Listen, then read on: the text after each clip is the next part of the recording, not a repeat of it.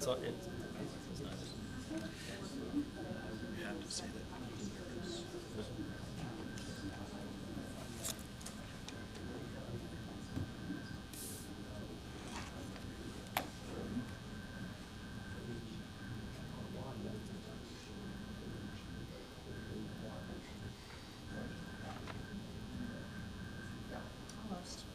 Okay, I've got 9 o'clock on the computer. All right.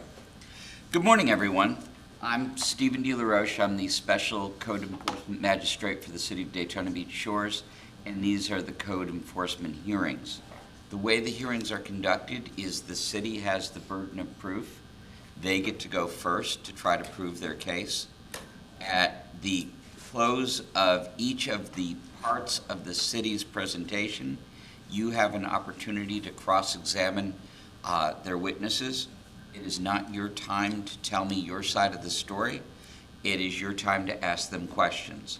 When the city has exhausted all of their testimony and evidence, then it is your turn. You can testify yourself. You can introduce evidence such as documents or photographs. You can call witnesses. The city gets a chance to ask you questions. At the end of both presentations, I will render my decision. If at any time you do not understand what is going on, and it is your case, if you don't understand what's going on in somebody else's case, I'll explain it later. But if you don't understand what's going on in your case, just raise your hand and I will give you your options. I can't tell you what to do. Sorry. I can't. Is there anybody here that didn't hear me? And I'll start again. My name's Steve. We're here for code enforcement. Okay, you're caught up. If at any time you don't understand what's going on in your case, raise your hand and I will give you your options. I can't tell you what to do, but I can give you an idea as to your choices on how to proceed. I will be taking the cases in order. However, if there is no one here for a case, I will skip over them. I'll take the people that are here first, and then I will go back and tend to the cases that no one is here for representation. First order of business is approval of minutes of the last meeting. Does anyone have good cause as to why the minutes from the last meeting should not be approved? All right, hearing nothing but silence, they're approved. And that leads us to the first case, which is property owner is J.K. Daytona, LLC. The violation address is 2225 South Atlantic Avenue, Daytona Beach Shores. Case number is FCDEF 2024-42. Good morning, Ms. Herstein. Good to see you up here again. Why don't we start with swearing you in? Do you solemnly swear to tell the truth, the whole truth, and nothing but the true self you got? Okay. What would you like to do with this? I'd first like to ask that each of the documents included in this PowerPoint file, whether presented during the hearing or not, by the city for this case be accepted as evidence, most of which have been provided to the special magistrate and all of which have been provided to the respondent or representative. Okay. Mr. Merrill, you're representing the respondent? With your co-counsel, Ms. Smith. Do you have a legal reason why it should not be received into evidence? No, we're good. Okay, great.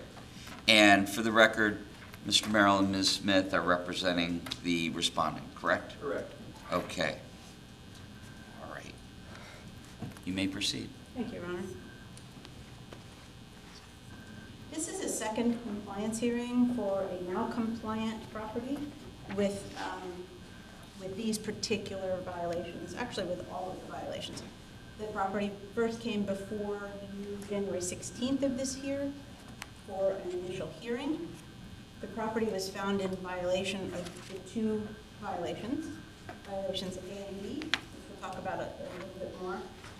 And second, they were given until February 18th, or 30 days, to bring violation A into compliance by making the fire alarm system fully operational, and then also given 6 months to rectify violation B by making the fire sprinkler system fully operational.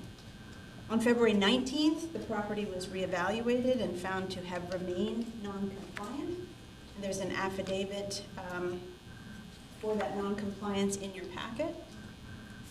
On March 19th, The property was then brought into compliance with violation A, and there's an affidavit of compliance partial in your packet. This resulted in 28 fined days of non-compliance for violation A, but on March 19th, the fine stopped. 28 days of non-compliance accrued at $250 per day. The compliance date for violation B had not come yet, so it was not a factor. Okay. April 11th, during an annual fire inspection by Lieutenant Metters, the fire alarm system was determined to be non-functional again, which was what violation A was all about, referred specifically to. Lieutenant Metters found it in violation for non-functional again. So fines for non-compliance for violation A began again. The whole property hadn't been found compliant yet. We still hadn't reached one of the 2 dates ordered. So it was not a repeat violation situation. It was strictly it's non-compliant again within this code enforcement case. So fines started again. And again, there is an affidavit for such in this packet. In June, the property was brought before you for first compliance hearing, and that was just about whether non-compliance with the magistrate's order for violation A. Property was found to have remained non-compliant, and an order imposing fine and lien was generated and recorded. July 16th was the second ordered compliance date, which was to have brought violation B into compliance and then hopefully violation A too. You'll see an affidavit of non-compliance for failure to follow the magistrate's order in the supplementary packet as stated for this non-compliance for the second violation, violation B. 6 days later, the fire sprinkler system was found to be functional, and an affidavit of compliance partial for violation B was generated. 3 days after that, on July 25th, Lieutenant Metters found the property to have been brought into full compliance with his honor's orders, and all affidavits that I've just described in this narrative can be found pages 4A31 to 4A45. The result is a total of 133 days of non-compliance and $33,250 in fines, plus administrative fees of $242.82, which have not been paid, and we're requesting an additional $41.83 for an additional administrative fee, for an administrative fee total of $384.65. And I would like to show a couple of documents and then bring Lieutenant Metters up to testify. Okay. For Mr. Merrill, I know that you're not here very often, and Ms. Herstein is. I have read every single thing that your law firm submitted to me, as well as everything that the city has submitted. And I'm well familiar with the dates, and I've worked the mathematics and have a timeline that I've put together from both sets of materials. I will state at this time that the property, the counsel for the respondent did also submit 27 pages of documentation to have been given to his honor before this meeting. I've read and specially tabbed so that I can access them. And it accompanied the packet that you read. And I appreciate you taking Lieutenant Metters' testimony and adjusting it so that it'd be easier to read. Thank you, Your Honor. I looked at the original and matched it with the adjustment. Indeed. It was easy to read the way it was submitted. When we put it into the packet, it shrunk a little bit, so he was given a full page set, just as you had presented it. Sorry to interrupt. And again, I don't do this often, but to the extent that we can stipulate any of the things that witness said or that is going to testify as to, Okay. we're happy to stipulate so we don't have to spend your time going through all that. It's already in the record. We believe all of it. We're right to stipulate. It is the city's right to say that we accept the stipulation, and we do, and appreciate it. There are just a couple minutes remaining, and I really would like Lieutenant Metters to, I appreciate it. Yeah. I'm almost done, I promise. Everybody else would like stipulation too. While I accept the stipulation, we have just a couple points, and I would like Lieutenant Metters to have the chance to be heard and to questions to be asked of him as well. Okay. Mr. Merrill, do you have any questions of Ms. Herstein so far? Okay. Lieutenant Metters, good to see you again. Good to see you, sir. Right hand, please. Do you solemnly swear to tell the truth, the whole truth, and nothing but the truth, so help you God? Yes, sir. Okay. No, don't be sorry. We're switching it all up. Lieutenant Metters, if you wouldn't mind stating your name, your position with the city, how long you've worked for the city. Lieutenant Norman Metters. I am the Crime and Prevention Lieutenant, and I've been with the city now for approximately 18 years. Thank you, Lieutenant. Have you reviewed all of the documents in today's packet that was given to the special magistrate? Yes. Are the documents that you created presented exactly as you created them? Yes. And do the events as presented represent an accurate account of the facts as you're aware of them? Yes. Are there any changes or clarifications you'd like to make? No. Is there any additional information you think the special magistrate may benefit from as he makes this determination today? Not at this time. Everything I have laid out in my notes. Thank you, Lieutenant. Okay. I want to look through my notes to make sure that I didn't have a question. Yes. On page 3 of your report, Yes, sir. it states, due to continued and uncorrected life safety violations and in light of violations of previous city and magistrate orders, including the submission of falsified documentation. What did you mean by the submission of falsified documentation? And that was in reference to the fire watch logs. So it was discovered that when the initial order by myself and the previous hearing that we had, that the property had to have a third party come in and provide fire watch. They could not use their own employees. Well, I forget the date without looking at my notes here, that when I discovered this and the building was shut down, was that they had their front desk employee doing the fire watch log. And to his admission, that employee, they were only walking the first floor area, did not peruse the rest of the remaining floors or the property, and were just noting it on the log. And that, from what I discovered, that was at least a week's worth, and I have no idea how much further back this had gone for. Okay, so a bad thing, but has nothing to do with the fire alarm system or the sprinkler system violations. Well, the not relating to that per se, but that was because of those violations. That's why the fire watch was required, therefore, and that's what ultimately led to the shutdown of the building. Right. And I understand that, but I have to determine whether the alarm system and the sprinkler system were in compliance. Nothing else has been brought before me. At that time of that falsified, none of that was in compliance. They are now.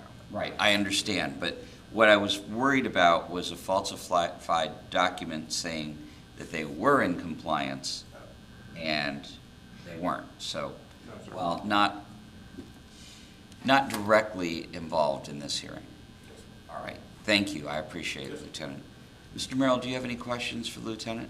The only question really is, Lieutenant, did you have any knowledge of my client's contention that it was only the third floor that was being monitored by the clerk as opposed to the remaining floors which were in fact monitored by the third party? Okay. I wanted to make sure that was clear. Would we have him testify to that, or do you want to wait till later to do that? In your presentation, you can do whatever you'd like. Okay. I just thought that was an important footnote. I don't, could you repeat your question? So in other words, Floor? there was only one floor that was being monitored by the front desk clerk. The rest of the floors were actually, yes or no, being monitored by the third party that we had contracted to do the fire watch.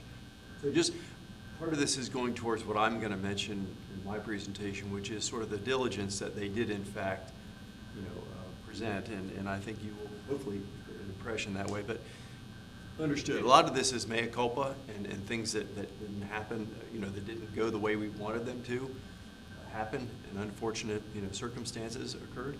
But to your point about the actual falsification, in fact, we agree. We weren't supposed to have the clerk doing it. We didn't understand that. We found that out, mea culpa. But it wasn't to the extent of the entire property. It was just one floor that the clerk was watching. That was all I intended So anything prior to that, I'll have to, I don't know whether or not if it was in compliance or not. I'm only going by Sure. what the logs say. Right. And by, it says, third-party company doing this.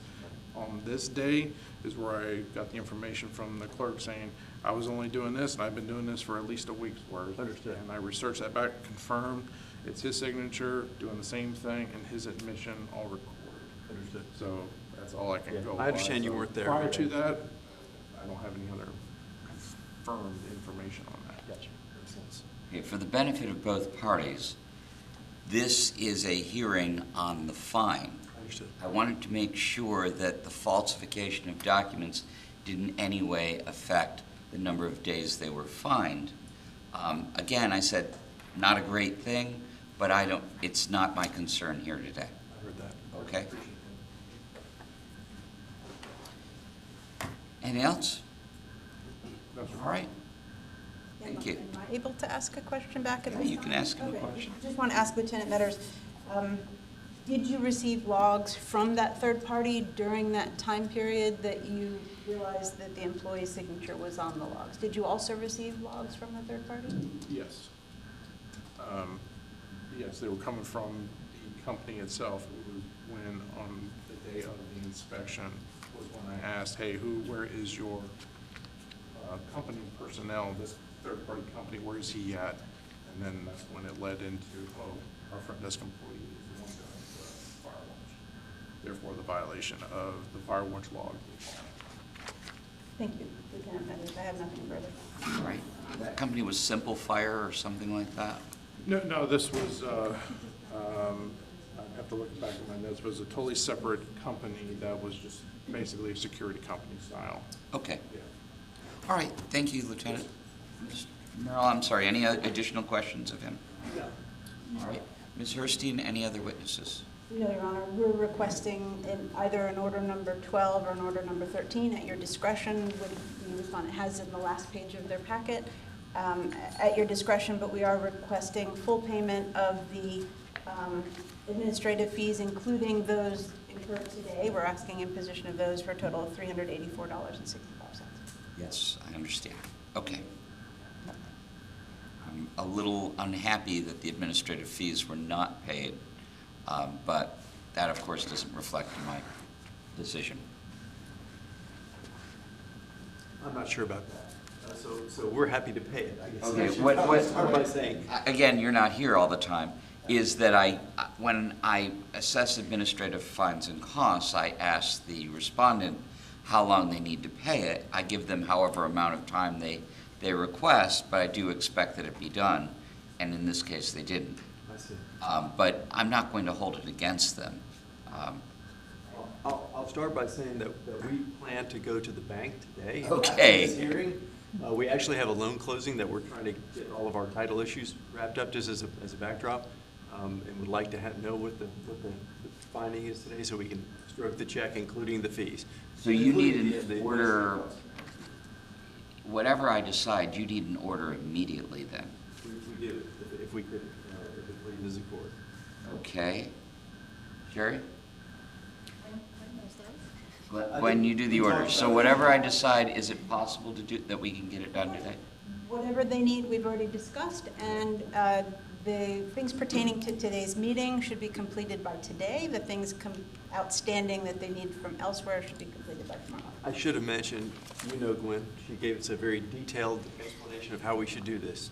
She would be a very scary lawyer. Yes. I have a lot of respect for her in her job. So let me start by saying Rob Merrill, for the record, with the Cobb Law Firm of Lon Smith. My associate's here with me as well. She knows a great deal more about the details and the intricacies of this case than I do, and certainly probably not as much as you do, Your Honor. So I appreciate you taking the time to go through the details of what both the city has presented to you and what we presented to you. I thought it might be appropriate, I'm in a different world normally when I'm standing at this podium. We talk about things like the history of the property and what the meaning of it is to the in this case, normally the elected officials. But in this case, it's got an interesting history. The Akutiki Inn, I think you probably have seen over the years. I did a little bit of research just to refresh my memory, because I know I've been there at spring break parties over the years and such, and it's iconic. It truly has an icon in front of it that you can't miss. You know, I found through a news journal article this morning that the Stead family owned the property, which I remember. I'm sure you know the Stead name. Yes. The bridge right down the street is named after the patriarch of the family, Tom Stead, who I've known the family for many years. And, you know, I found an interesting footnote that I thought you might find the context. Glenn Ritchie, the former mayor of Daytona Beach, actually played in a band called the Mavericks back in the 60s, before he moved to Daytona Beach. And I have a picture of him and his band in front of that icon at the Akutiki that I sent to him this morning, and he just loved it. It made his day. So, interesting history. The reason why I bring this up in part is so you kind of understand what the property's about. But this history of this property is something that was a family history with the Stead family. There was a lot of pride in the ownership of all their properties. They owned a lot of properties that you might know about. The Treasure Island's one of them. It's kind of got a long history here in Daytona Beach shores. Gone now, but a lot of the others are as well. But I think you'll find that this particular owner, and I've gotten to know them now that I've represented them, takes on some of that pride in the ownership that the Stead family had, and is trying to bring forward sort of the traditions of the family vacation theme that we found in Daytona that's very wholesome, and not so much the spring break part of it that we used to know, but the families that come here for years and years from Georgia and Tennessee and Alabama drive down here for vacation. And so I think you're seeing that this particular owner, although we've had a sequence of events that's unfortunate, I mean, including things that happened, Mother Nature brought us that I'm sure you're seeing a lot of code enforcement action as a result of. And so people are doing their best. Companies like the one that owns this property are doing their best to try to make things right. And in this case, I think what happened is they took the violations very seriously, which I think you've seen, and the record shows. But I think their biggest mistake was probably hiring the wrong people to bring forward the corrective actions that were necessary. That's as much our fault as anybody's, hiring the wrong person and then letting them go too far maybe along the way. But I think you know how that goes sometimes. When you hire somebody and then you get halfway into it, you're that deep in it, and it's hard to change course. I think the detailed description of the sequence of events that you see in the timeline is intended to show you that things happen and it kind of snowballed, right? But in this case, I think what you see is good faith for the most part, and I think we're mostly here in front of you, at your mercy. We understand your discretion here in terms of any leniency you might give us in terms of the amount of the fine. We tried to attribute the number of days that we felt the contractor did his job wrong or delayed to the number of days in the fines per day in a way that's, mathematically you've seen. That's our request. Alana can go through those things with you in detail if you like and present them. The property owner can testify to the extent that you think it's necessary, but I get the impression that you know this case even better than we do after looking through all those documents. And we don't want to, we want to respect your time. So at that point, I would say if you'd like to get more really just elaborating on what's in those documents, we're happy to do it. Basically, it's going to be reiterating what's in there. So I don't want to do that to you if you've already been through it all and you've already got something in your mind that is the result. Well, I have read every single thing, and just like with Lieutenant Metters, if something stands out, I do have a couple of questions. Sure. On page 3, it says that Up to Code only sent one technician per day to work on this project. Right. Why was that tolerated when there was a deadline? Well, that's a good question. So we probably need to swear in. Which of you or both of you would like to address that? Because I know you had your hands on the wheel when that was happening. Hello, do you want to? Okay, introduce yourself, and then I think the swearing in is up to you. Shamila Mohammed, General Manager at the property. Okay. Do you solemnly swear to tell the truth, the whole truth, and nothing but the truth, so help you God? Yes. Okay. Did you hear my question? Yes, I did. So he had another several projects going on himself. So he was giving us everyday excuses. Like he was promising me and the company he's going to send us 3 people today, 4 people today.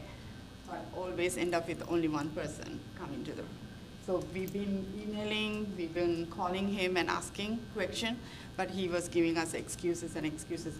I felt like he didn't have anybody else, but people, they're constantly quitting from him, so he didn't have himself, the workers.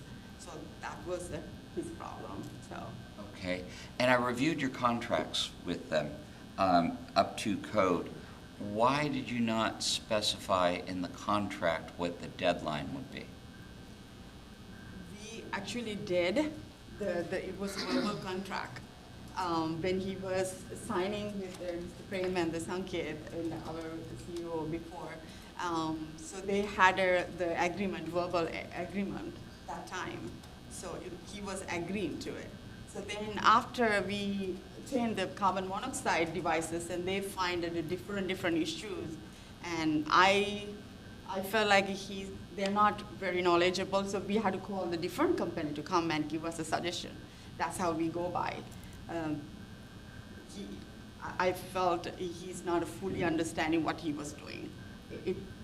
No blame game here, but we take the blame that hiring them. But it was too late for us to switch another company already because they were halfway done. So that's what the delay happened. It's every day versus excuses being given, but not the result. Okay. So he was aware of the deadline? He was, yes. That's a good question. All right. Ms. Herstein, do you have any questions for the witness? Not at this time. Okay. I have no further questions. Thank you. That's all we have unless you want us to say it all over again. I think you have it all, so I'm gonna respect your time. I'm just looking to make sure that I didn't make any other notes with questions.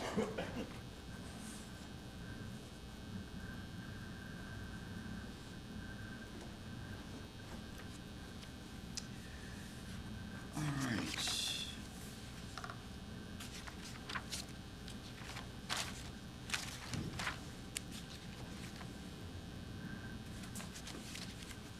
Here it is.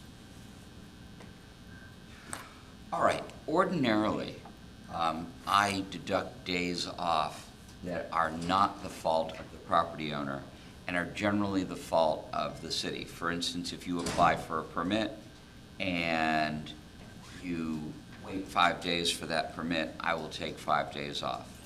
I will take off legal holidays when work is impermissible, and honestly, I've taken off people's birthdays and things like that because I understand what it is to run a business.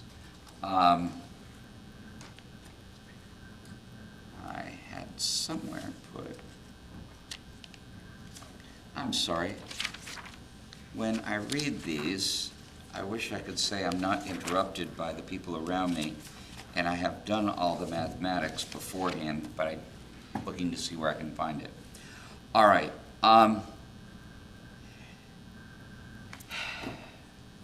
The owner, JK Daytona LLC, engaged 3 different companies to try to fix this problem. Unfortunately, Up to Code seems to be like one of the least competent companies I've seen sitting in this chair. And I'm impressed with the fact that they hired a separate company, East Coast Fire and Security, to check their work, and then another company, Simply Fire, to make sure that everything was going well. I am going to grant you what you're asking for, all 83 days off.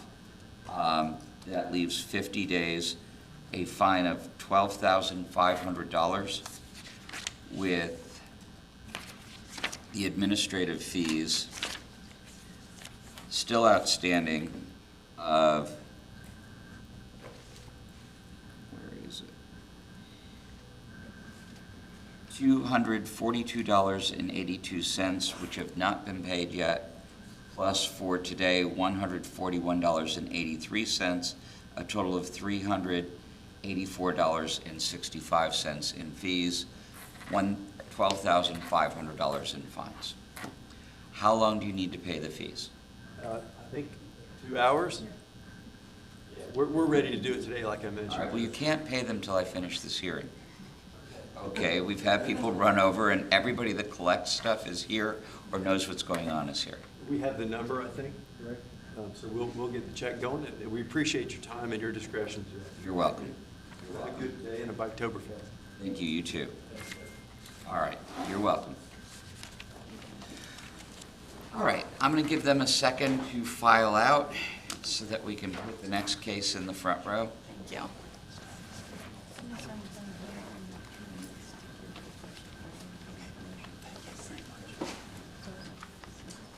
The next case is property owner Ocean Court Holdings LLC, 2315 South Atlantic Avenue, City of Daytona Beach Shores, case SCDEF 2023-36.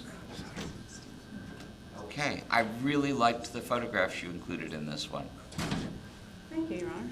I- So, I mean, none up until this point? Well, no, but these were particularly good and clear, given the damage to the property, and I appreciated them. Thank you, Your Honor. All right, and who is here for the property owner? Hi, Your Honor. My name is Donna Jollymore. I'm the corporate operations manager. Okay. All right, and it's Dollymore? Jollymore. Jollymore, Yes, sir. with a J. Yes, sir. All right, Ms. Jollymore, did you receive the packet from the city? Yes, I did. Okay, all right, thank you. You can sit until it's your turn, or you can stand, it's up to you. All right, Your Honor, I'd like to ask that each of the documents included in this PowerPoint file, whether presented during the hearing or not, by the city for this case be accepted as evidence, most of which have been provided to the special magistrate and all of which have been provided to the respondent or their rep. all right, Ms. Jollymore, Yes, do sir. you have a legal reason as to why it should not be accepted into evidence? Okay, thank you. Be accepted into evidence, and again, I have read absolutely everything that's been submitted to me. Okay? Your Honor, I would like to first state that though we don't have an updated authorization to answer questions for the folks present for this property, we did receive one for the initial hearing, specifically for Ms. Bellamore. So we're not going to argue against you being able, Is that a new one? it is, and I I emailed it over. I did not receive it. Thank you. Because I have already done the work to make sure that the right people are signing, people who are authorized to do so, we can accept this. Okay. So it's not, we require that they come in at least an hour before so that we can look up the information. Right, I Actually, understand. we asked for it to be in yesterday. We don't have an issue with answering questions for the property.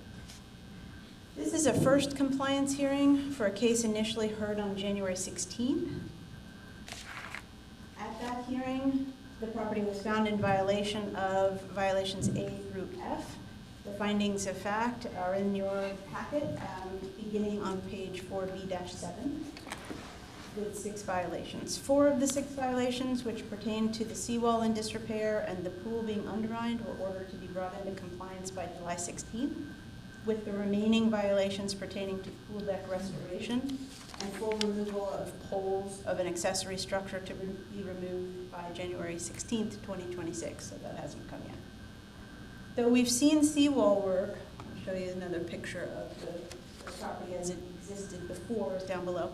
Though we've seen seawall work and backfill underway at the site, we have not been able to find said violations A, B, F, and E in compliance with the magistrate's order due to having not received a final engineering report that the work was completed according to the submitted engineered drawings. We have reached out to the contractor of record to ensure that this wasn't a clerical error or omission of some sort, an incorrect email, something like that, and believe that it was not, based on the response that we received. Okay. Further affidavits have been filed by all building division staff that no such documentation has been received. You can see those affidavits in your packet. Affidavits to this effect can be found on 4B11 through 4B20. Yes, and I read each and every one of them. Thank you, Your Honor. And I apologize. We have brief pictures of the site, which you alluded to before.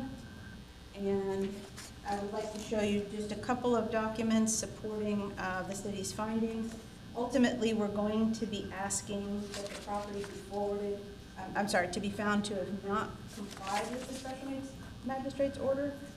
First date for compliance, July 16th, and that because no required final engineering has been supplied for the seawall and backfilling, and that is specifically part of the findings of fact, conclusions of law and order, so that we're not left with a situation that looks visually compliant, but is not truly compliant and needs further action down the road. We try to make sure it's all taken care of, and we, in the timeframes that we ask for, incidentally, we include the amount of time that it would reasonably take to submit those. So as we are here right now, it is not compliant. As we stand here, from the time that I left the building, the second floor, it was not compliant. Okay, that was my question because the pictures looked so nice. I was wondering if between the taking of the pictures or anything, it had come into compliance, but all right. Indeed, and I think that the property respondent could answer more questions, I think, about that. And we actually are expecting some kind of a submission, possibly even to be made today, though that doesn't affect us going Right now, right. I would like to show you just a couple of slides. Okay. So this is from our new permit software. It looks a little different than it used to, but these are the 3 inspections that have been done for building permit 2025-0200 for seawall replacement. And you see that it has been inspected 3 times. There were notes each time. I'm specifically calling your attention to the failure. So it wasn't a final inspection. It was a failure based on certain engineering, not just final engineering, but certain engineering that was required for some differences possibly that had been noted. Updated engineering for how the property or the fix was supposed to be undertaken.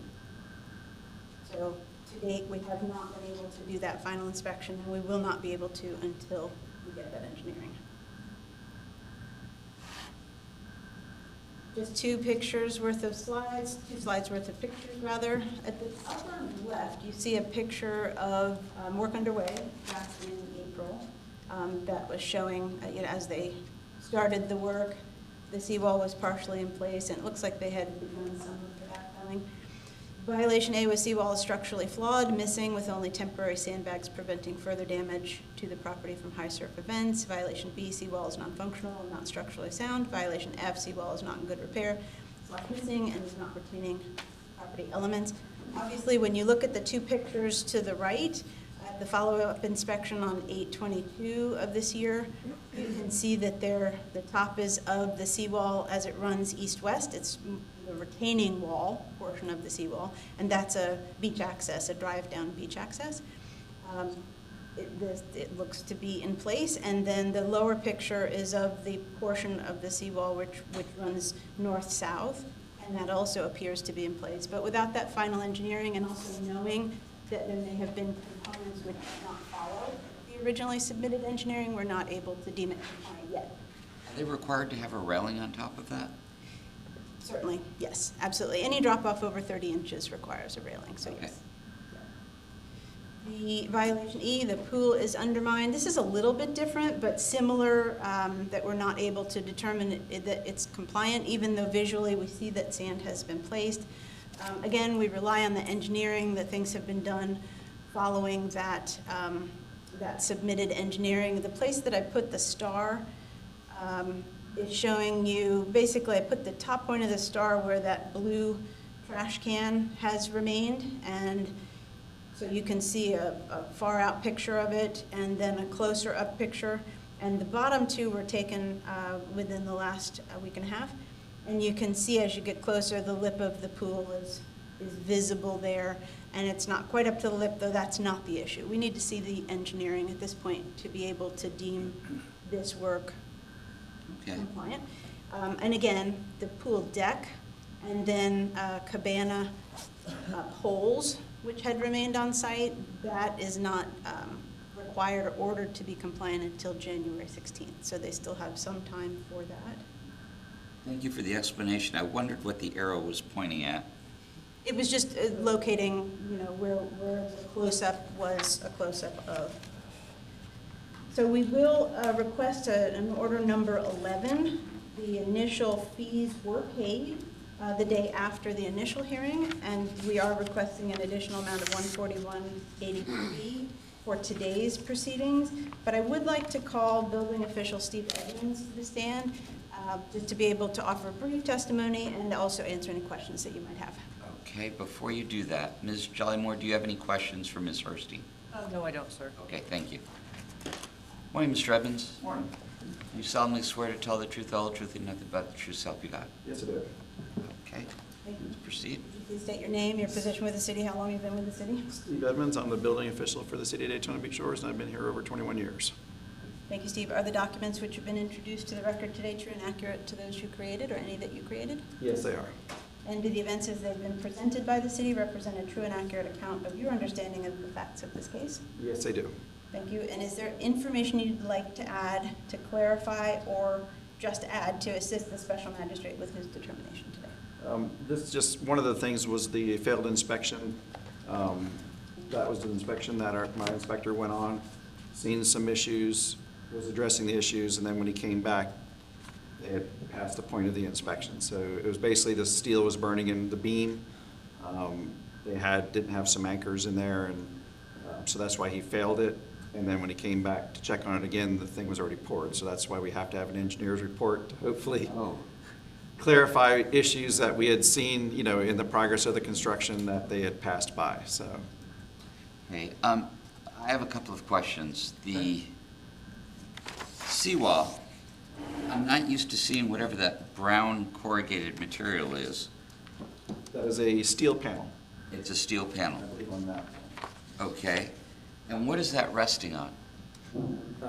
Those panels, they basically just get driven in the ground. Okay, so they're like this, and They're interlocked, so they're like a tongue and groove. And so you set one, and then the next one will slide inside of that one and lock it to it.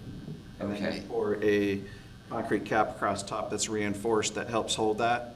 This one also has on the inside of it, basically an L-shaped wall, which also helps support it. Okay. All right, but there's no concrete footer that it's poured into or anything like that? No, they're just pressed into the ground. Okay, Same as whether it's concrete, composite, they all do the same. and that's Pushed down the ground acceptable? to a certain depth. Usually, the average goes between 9 foot and 15 feet in the ground. Oh, all right. Below water tables. Okay, so it's not just sitting there on the sand? No. Okay. Thank you for answering my question. Ms. Jollymore, do you have any questions for? I do not. Evans? All right, thank you. Anything else? We have nothing further at this time, Your Honor. All right, thank you. Ms. Jollymore, it is your turn. Thank you, sir. If you wouldn't mind coming up. This is being recorded and live streamed, so it helps if people can hear what we're saying. Yes, sir. Could you please raise your right hand? You solemnly swear to tell the truth, the whole truth, and nothing but the truth, so help you God. Yes, sir. Okay, and what would you like to tell me? Well, first, apologies on behalf of the hotel. I guess some of it was a result of our misunderstanding. It was to my knowledge that the permit had been extended to March 3rd, 2026. So we took that as, because the court order was everything was supposed to be fixed by July 16th with the approved and final inspections and all required permits. So I probably, maybe at that point, should have came down to the city, but I assume that gave us to March 3rd, 2026 to rectify some of the issues. We have made every effort to follow the court order. Like the previous attorney said, unfortunately, we did run into issues along the way. I'm not trying to make excuses. Right. Well- Tri-State did send a new contractor out because there were repeated issues with the previous one to fix a lot of what the previous person did, some of what the inspector had mentioned. He actually made the repairs and everything and finished the project moving forward. Okay, what you saw was a second compliance hearing. Okay. This is a first compliance hearing. Okay. It sounds a little odd, but I imposed the fine at the first one, Yes. and you have the opportunity to argue that I take some of it away at the second one. And so I can understand that if the permit was extended out, you might think that your deadline was extended out. Right. That's argument for the next time you come here, okay? I don't want to cut you off, and you're welcome to say whatever you want, but it doesn't matter till the next time. Okay. And I will guarantee you I will forget by the next time. So you're going to have to say it Have twice. a second one. Yes. Okay. Does that help you? Yes. I don't want you to think you have to surrender. You're fully welcome to say anything you'd like. Just letting you know what's happened behind the scenes on behalf of the hotel and everything. You know, we eagerly want to get everything done, because, you know, it affects our guests, it affects our business and everything. It's also a deterrent to the city of Daytona Beach Shores. If, you know, other tourists are walking along the beach, we want to present ourselves well as well as the city and everything. So, we actually have just received the final inspection because Tri-State and Dave has been working on getting that, but like I said, there's no reason. Okay, well, that's for next time. Okay. And I appreciate the fact that you're conscious that the community wants to put its best foot forward, Yes, sir. because people don't want a vacation next to a wreck. Right. And I'm very impressed with the efforts you made here. It's a very attractive seawall, as opposed to the, you know, just a concrete barrier. Right. But at this moment, as opposed to the next moment, we're doing different things. Yes, sir. Okay, anything else? No, that's everything. All right, I'm going to find that you are in violation of the original order. Okay. Issue an order number 11, $250 a day until you come into compliance. It sounds like you're right around the corner from compliance. In order that the fines and costs of the administrative fees of $141.83 be paid within 30 days. Okay. Is that possible for your organization? I will have to talk to ownership, quite honestly. Obviously, if we're ordered to pay a fee, we're going to have to. Well, I don't like making people do things they can't. $141.83, is that out of the realm of possibility? Do you need 60 days? $141, and that's not an issue. I can pay that today. I thought you meant the $250. Oh, no. That's a lot of money, and it hasn't stopped Right. running. It's the $141.83. Okay. Yeah, no, the $141.83 I can pay today, sir. Great. Okay. All right, but I'll give you 30 days, just in case you forgot your purse or something. Well, I appreciate that. Thank you. Okay? All right, thank you. Gentlemen, may I request a clarification that that's fines beginning July 17th then? Yes, it is beginning July 17th and moving forward, because that was the compliance When date. is that due? Like, When it's done, okay, every single day it accrues. okay. So, and you get a second compliance hearing and a chance to talk me out of it, Okay, like the last group did. okay, so that's at the second compliance hearing? Right. Okay. Okay, so at the second compliance hearing, what I'm looking for is a day's argument. This is $250 a day. I can't arbitrarily reduce it by 15%, 20%, or any percentage. Right. I can remove days for you. So for instance, let's say you call Mr. Ebden's department and you want an inspection today, and they don't get to it for a week. Right. Well, I can remove those 7 days for you if you keep track of them and can justify them. Okay? All right? Makes sense. Are you clear about what I'm looking for next time? I am, yes, Your Honor. Great, thank you. Thank you. All right.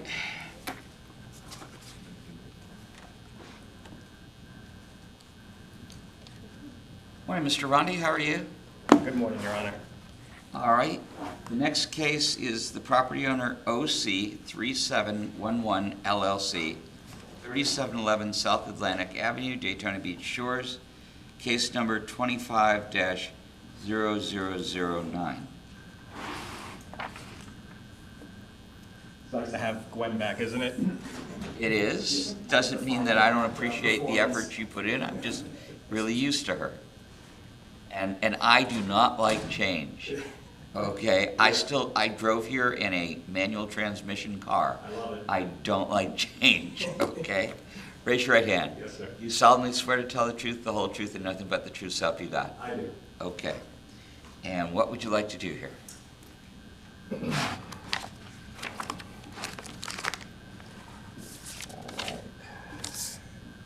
Your Honor, I'd like to ask that each of the documents included in this PowerPoint file, whether presented during the hearing or not, by the city for this case be accepted as evidence, most of which have been provided to the special magistrate and all of which have been provided to the respondent or their rep. Okay. Who is the representative on this case? All right. Sir, would you come up and take a seat in the front row? Sure. And if you'd be kind enough to tell me your name. My name is Pinchas Mamani. Okay. Mr. Mamani, did you have an opportunity to review the packet from, well, first of all, did you get one? I'm assuming those documents in your hand are the I packet. just got one and it's pretty. Okay. Do you have a legal reason as to why they should not be accepted into evidence, sir?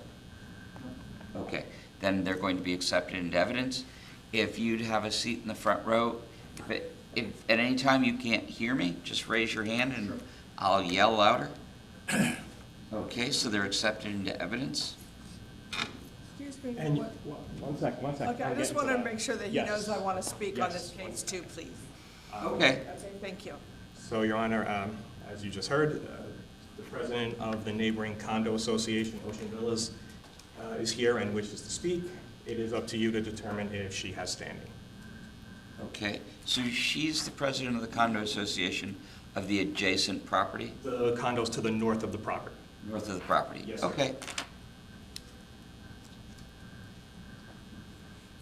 I'm going to let you do your presentation first, and then if you want to call her as a witness, I'll be more than happy to listen to what she has to say. Understood. Thank you, sir. Okay, so this is Beach Quarters, 3711 South Atlantic Avenue. The background for this property was there were concerns that were expressed about the construction material which was on the property and the sand in the parking lot, as well as an unprotected pool and unsafe drop-off. What is the usual use of this property? Is it a hotel, a condominium? What is it? It's a hotel. It's a hotel, sir. Hotel. Okay, thank you.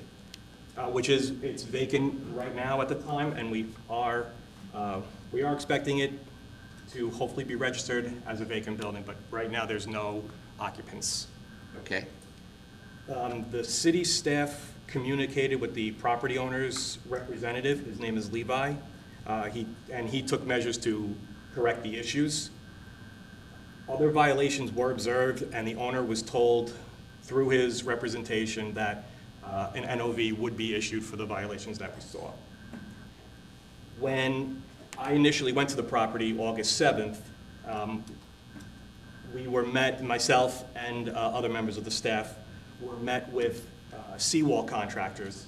They had put in a new seawall, permitted, looks great, but they also did a walkthrough with us of the property because they wanted to discuss with us the violations to potentially put in a bid to have the work conducted. Okay. And I believe two of them are here in case you have any questions for them, but we did that walkthrough with them.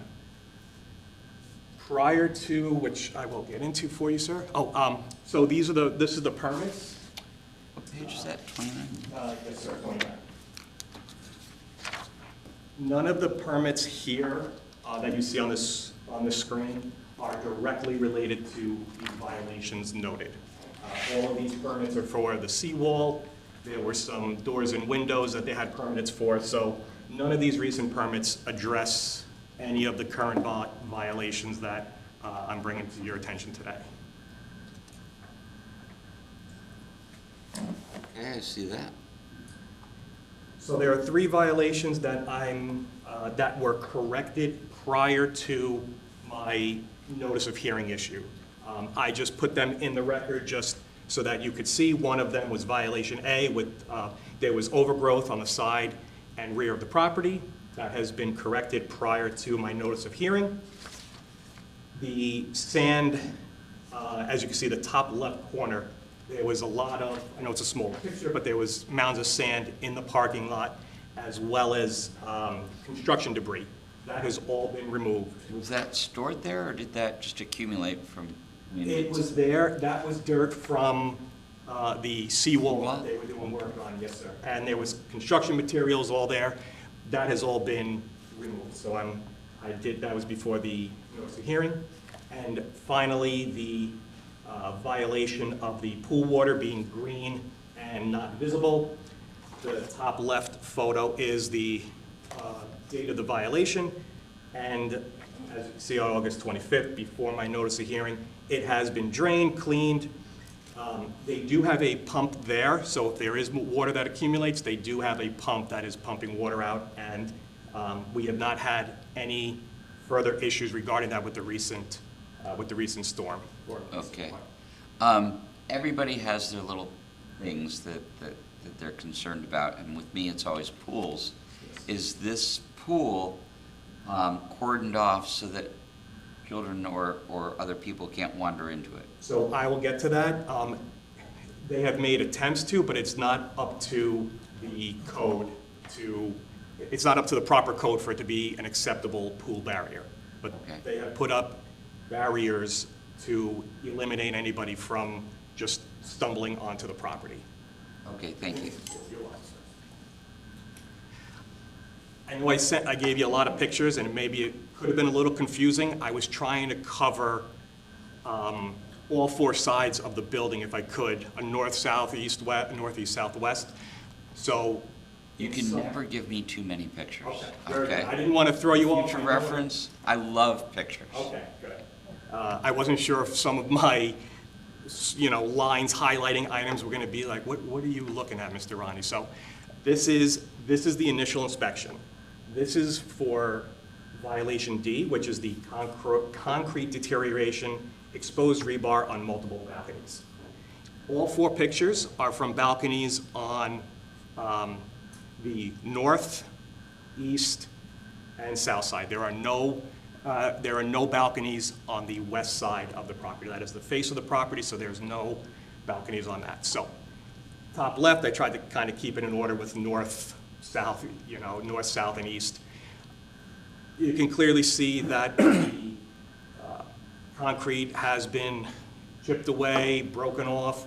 There is exposed rebar, which is a hazard. It's not structurally sound.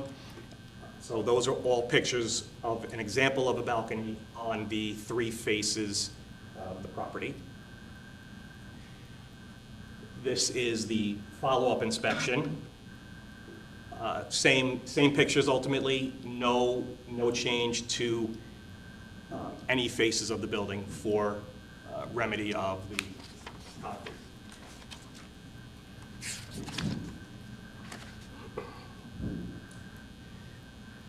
Violation E pertains to the rust streaks and peeling paint. Again, sorry for the lines all over the place. I was trying to do my best to highlight the, excuse me, the top left picture, the rust streaks along the outside of that door. And below that, ventilation, there's some rust streaks, the peeling paint in the top right picture. Bottom left, just some more examples of rust streaks, and the downspout on the bottom right has some rust streaks as well. This is my follow-up again. Same pictures of the same elements, no change to any of those.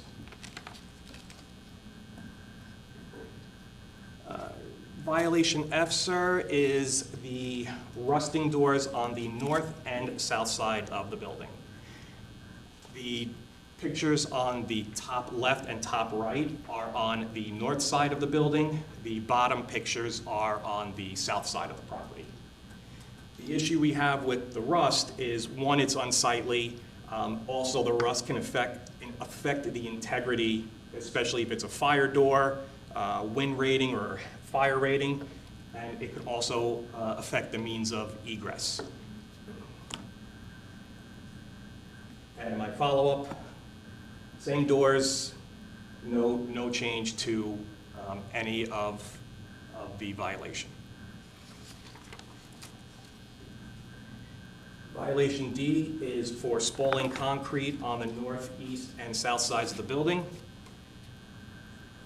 From my limited knowledge of spalling concrete is water. Spall is because water seeps into water, ocean air, sea air. gets into the concrete and ultimately expands and weakens the structure. So that's where you see those cracks. It's different than a settling crack. So even though the bottom left picture may not look as serious, it is showing signs that it is weakened inside, and the bottom right picture is a clear indication of a spall that has now cracked and deteriorated the concrete.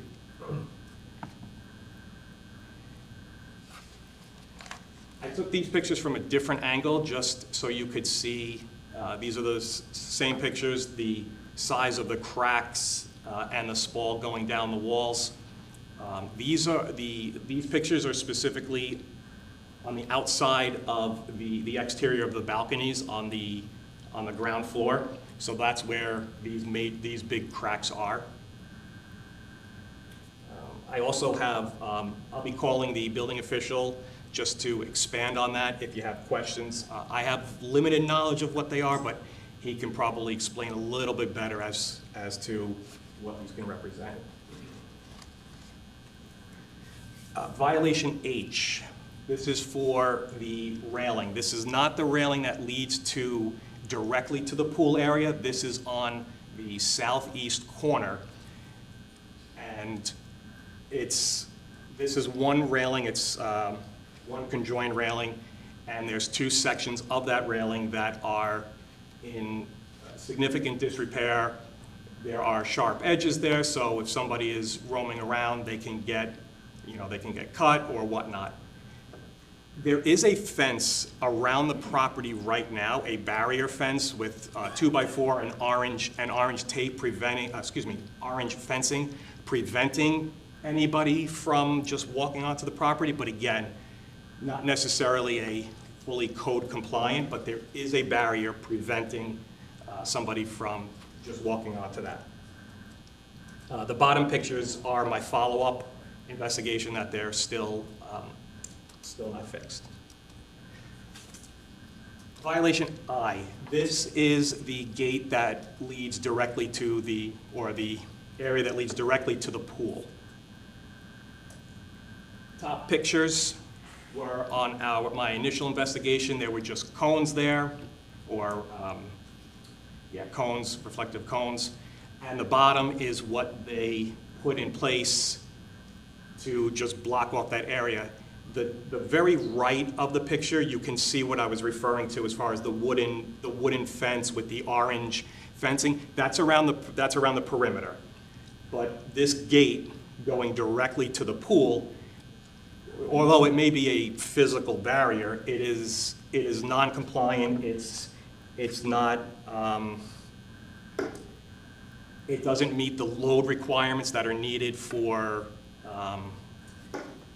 You don't accept calculations. railing Yep, taped exactly. together with electrical tape? Yeah, Okay. yes, sir. And there's also a 30-inch drop. If you were to walk 3 feet from there, 36 inches from that gate, there is a 30-inch drop, so that would need a railing. So those are the violations for that. This is the ramp for ADA access or just a regular walkway. There are large cracks in the wall itself. If you look in the top left, the stairway going down, that would require a railing as well. I didn't cite that specific area for no railing, but we would expect that and hope that a railing is put on those stairways, because there is clearly more than a 30-inch drop if somebody were to just walk off those stairs. But going back to the cracks, sir, I apologize.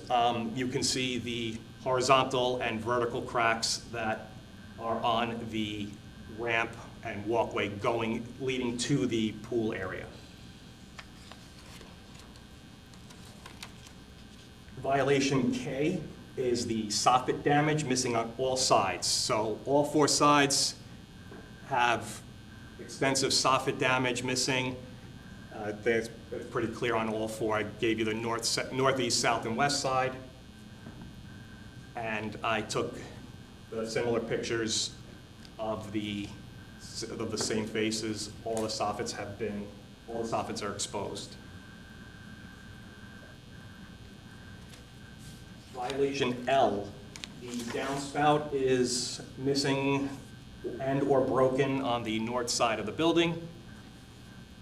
There's a gap in between the top of the downspout, the middle of the downspout, so right now it's an unused element, but it is also unsightly to see, so that's deteriorated and broken off.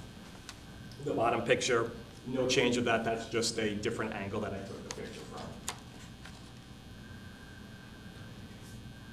Violation M, the broken light fixture on the south side of the building. Pretty self-explanatory, it's hanging down, has exposed wirings. It's probably due from the concrete deterioration. So that's the broken light fixture. And then finally, violation N, the concrete chipping and patching begun without permits on at least 3 sides of the building. So this is where I apologize for having all my different highlighting areas. The top left, from my limited knowledge, is an example of the chipping away, that the concrete has been chipped away. The picture on the top right, that is actually, if you look closely, it's showing 3 phases of the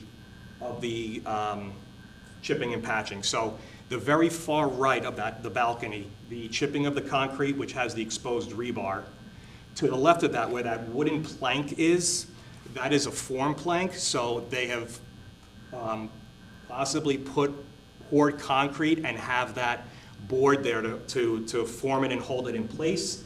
And then to the very far left, almost looks like it's a gray, a shade of gray. That is the actual concrete that has been laid down. And in the bottom left picture, you can see several examples of that, the patching, the reforming of the concrete. So I just wanted to highlight that. I think I got all 3 phases so you can kind of see what's going on there. And the bottom right picture is, again, just more of the chipping of the concrete and the exposed rebar. I got a close-up picture so we can see a little bit better. Again, top left is self-explanatory, but the top right is, again, a close-up of the chipping of the concrete, that board for the forming of the concrete, and then the bottom left shows one or 2 areas that have completed the process and or going through the process of that chipping and patching. Mr. Rondi, the balcony that's missing a good portion of its floor, did they repair that? It has not been repaired. I'm not sure what happened with that prior to me going there. I don't know if there was an attempt to fix it or if it has just been so badly worn. You're talking about the picture on the top left, sir? Yeah, top left. I want to make sure that wasn't fixed without a permit and inspection. No, not that I'm aware of. No, sir. Okay, good. So that is with, and again, I'll have the building inspector, the building official, come up and expand on that. So those are all the violations. I'm looking for order number 7, sir, just to have you find in violation the property from D through N, and we're requesting the administrative fees of $149.09 and $250 a day, sir. All right, thank you. You're welcome. Mr. Romani, do you have any questions for Mr. Rondi? Yeah. Is that the fence that we put around the... Come on up, sir. Come on up so that you can be heard. The fence that we put around the property, that I sent my contractor and you approve it, is that correct? I'll have the building official come up, and he'll be able to provide more on that. Because I asked my guy to actually meet with the city official to make sure that what they want exactly with the fence around that property. Okay, I understand So, that. Any other questions for him? No, that's... Okay, thank you. Mr. Evans, I imagine you're being called next? Yes, Your Honor, I'd like to call. Unless Lieutenant Metters knows something about concrete. All right, note that you've been previously sworn. Steve Edmonds, City of Daytona Beach Shores, been here 21 plus years. As to your first question about the concrete, one of the things is with concrete restoration, because the building is over 3 stories, it requires a threshold engineer in the state of Florida to be witnessing the repairs and also signing off on it, sending me engineers' reports. So we don't have any of those. The other thing is that they're chipping away. What that area is where they chipped away the spalled concrete where it was breaking apart. They chipped the loose concrete off. They usually reshore the balconies to make sure they stay up there while they're chipping them and they're in a weakened state. They have done none of that. There is also areas that where the concrete is spalling, there's pieces of concrete there, so what can happen is the pieces can fall off the building. There's 2 buildings that are proximity to both sides of this building that where there is this concrete problems, that these pieces of concrete can fall off and probably hit adjoining people in adjoining buildings. So that's kind of our concern. So, you know, we really wanted to get them to get a permit to do these, to make sure they're being done correctly, and to make sure that they're reshoring these balconies so that we don't have a balcony collapse that could cause further collapse. Okay. I note that there's cracks everywhere in this thing. Do you have any concern that the building is so structurally unsound it could come down?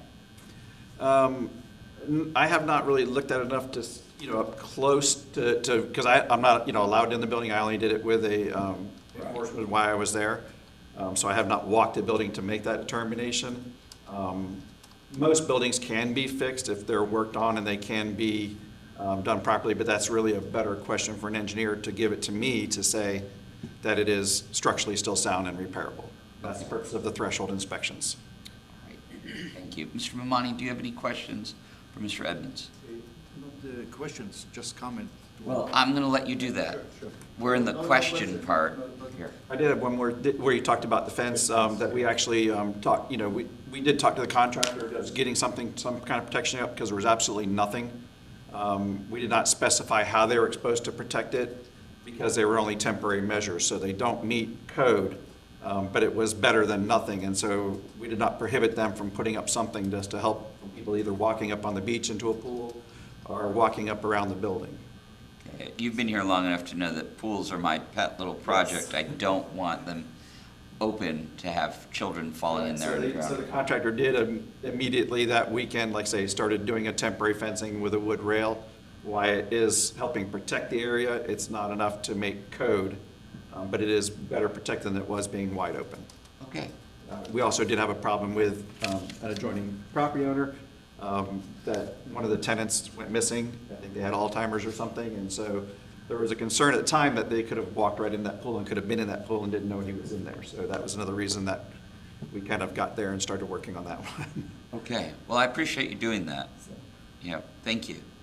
All right, Mr. Rondi, would you like to call the lady who seems very interested in talking to me? Yes. Thank you. I'm right over here. All right, ma'am, your name? Kristen Negrani. Negrani? Yes.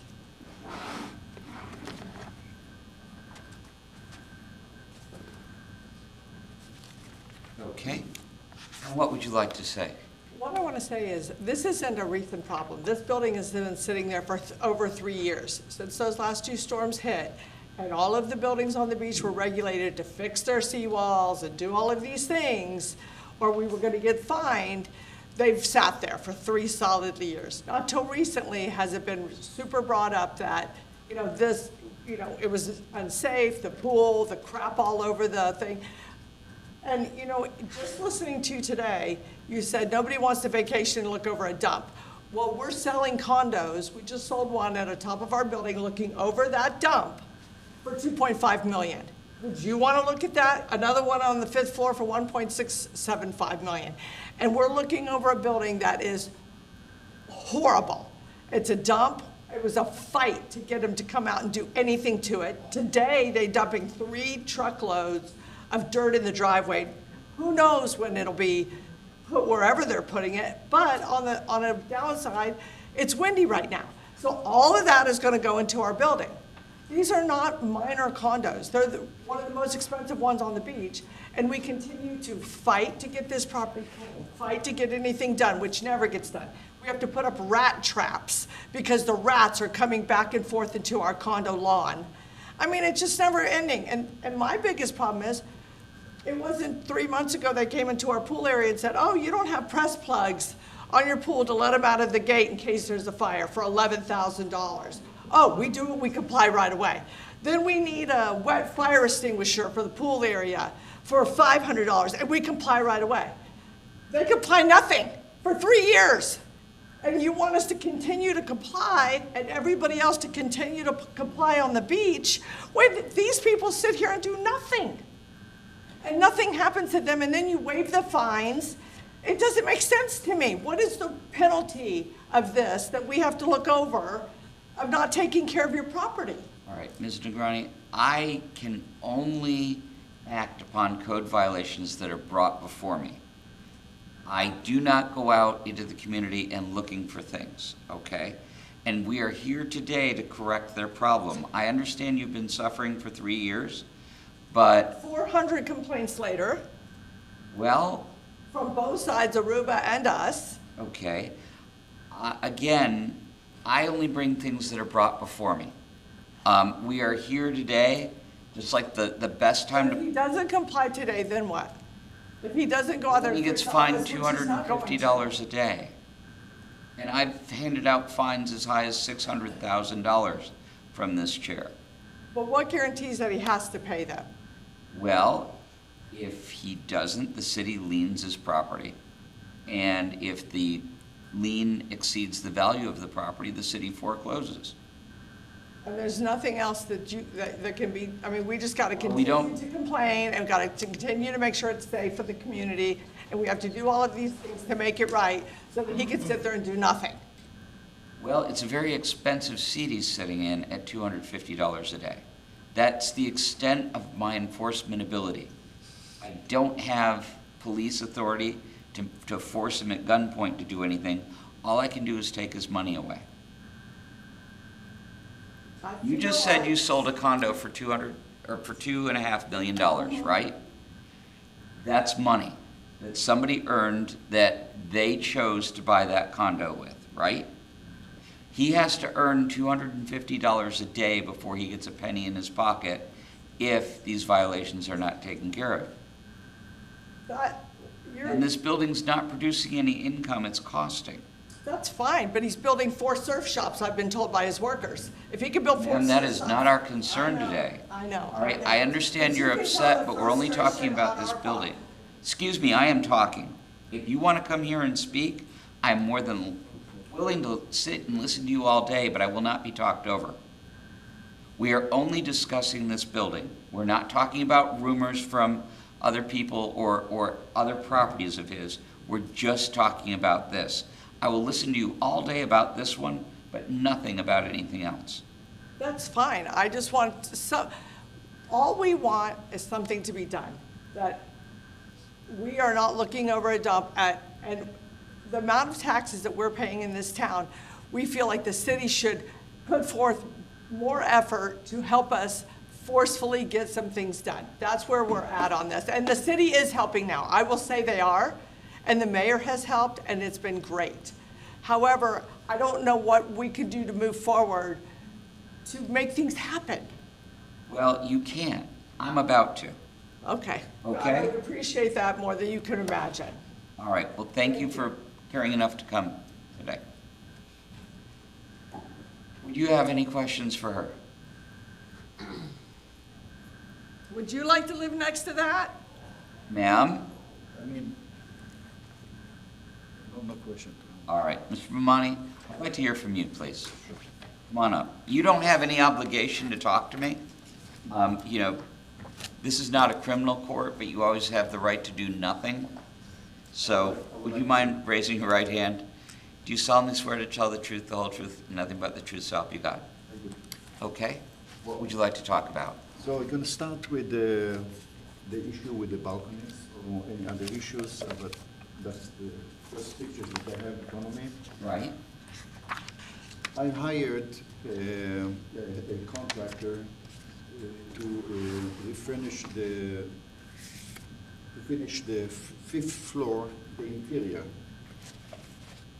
I came to check it out, to see how's that look, what we need to do.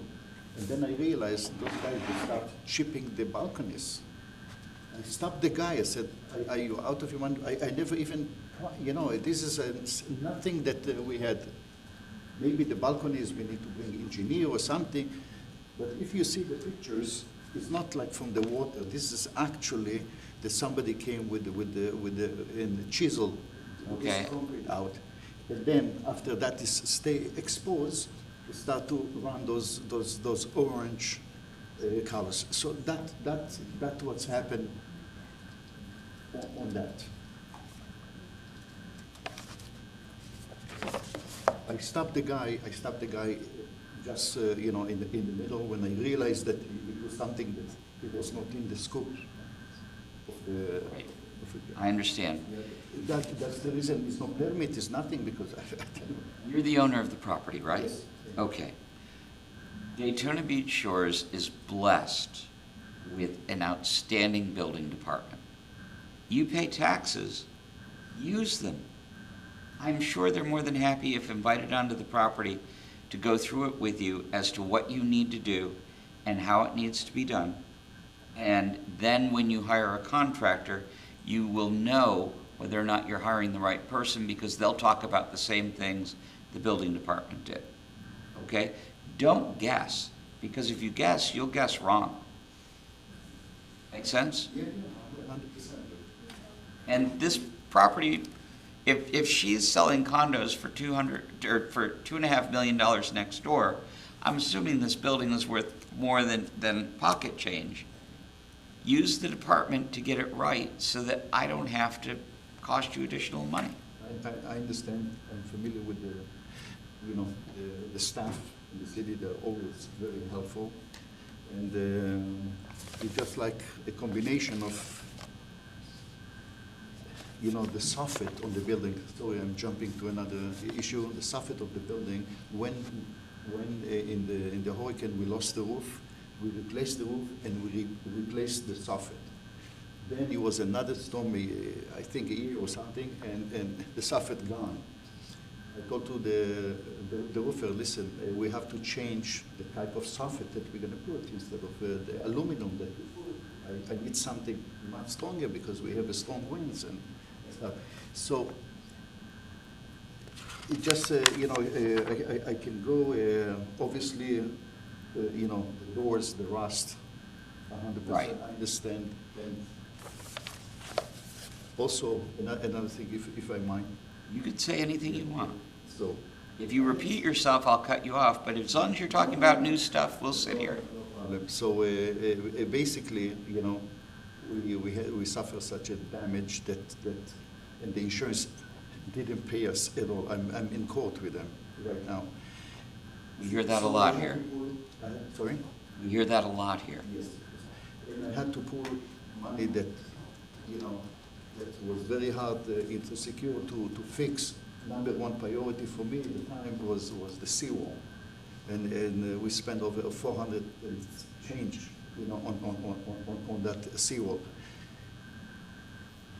All the railing inside the property, all that, I didn't really pay attention to that because it's close and it's secure. And the railing is some kind of a cosmetic that in the end of the project, you know, you put a brand new railing and all that. I get that. So that's basically, you know, I can continue talking about that subject, but. Well, I think from the pictures, it's evident what the problems are. Right.